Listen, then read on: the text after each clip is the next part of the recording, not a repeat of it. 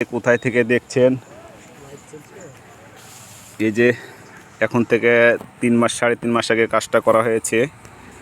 এই যে দেখতে পাচ্ছেন 3000 লিটার ট্যাঙ্কি, 3টা কলম দেওয়ার পুশ তোলা হয়েছে।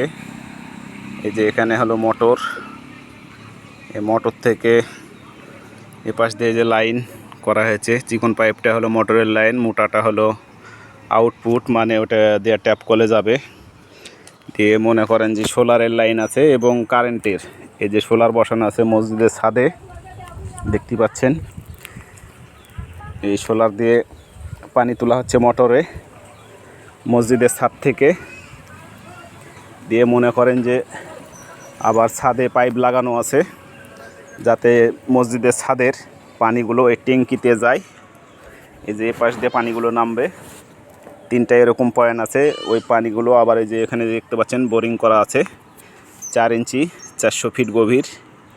এই যে তার উপরে আবার সেন্সার লাগানো আছে, নিচে কতটি পানি থাকবে সেই পানিগুলো মনে করেন যে কখন কতটি লেয়ারে পানি থাকছে সেটা দেখার জন্য।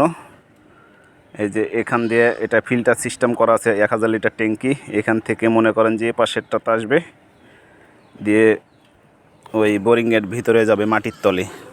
ধন্যবাদ সবাইকে।